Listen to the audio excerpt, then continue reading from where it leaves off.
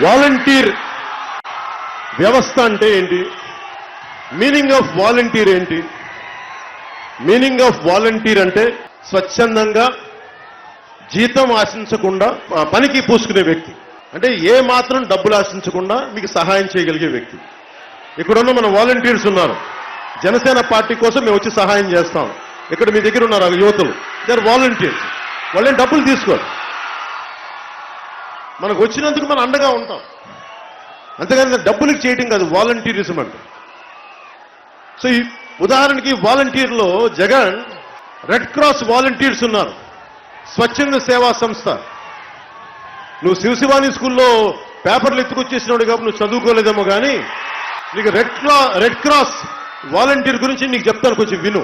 Sir John henry డ్యూనా అనే 1859లో France కి ఆస్ట్రియాకి యుద్ధం జరుగుతుంటే దాదాపు 40,000 మంది సైనికులు చనిపోతే స్విట్జర్లాండ్ బిజినెస్ మ్యాన్ అయిన డ్యూనా రెడ్ క్రాస్ సంస్థ స్థాపించాడు. అది ఎందుకు స్థాపించాడంటే అండగా ఉండడానికి. అలాంటిది జెనీవా కన్వెన్షన్ ప్రకారం అది అన్ని దేశాల్లోకి వచ్చింది. ఒక రెడ్ క్రాస్ వాలంటీర్ సంస్థకే తెలుసా అది? దాని ప్రెసిడెంట్ ఎవరో తెలుసా? అంటే వాలంటీర్ అనేది తేలికైన పదం కాదు. రెడ్ క్రాస్ వాలంటీర్ కి ఇండియా చార్టర్ కి భారతదేశపు అధ్యక్షుడు, భారతదేశపు రాష్ట్రపతి దానికి హెడ్.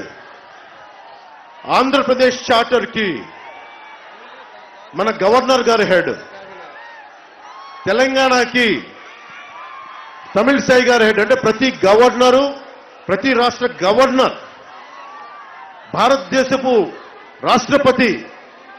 ఇది ఇండియన్ రెడ్ క్రాస్ సొసైటీకి వాళ్ళు ప్రెసిడెంట్స్. అంటే స్వచ్ఛంద సేవా సంస్థ రెడ్ క్రాస్ కూడా చాలా గొప్పగా ఒక గొప్ప వ్యక్తులు, బాధ్యత వహించే వ్యక్తులు. భారతదేశపు రాష్ట్రపతి, ఆంధ్రప్రదేశ్కి వస్తే గవర్నర్ గారు.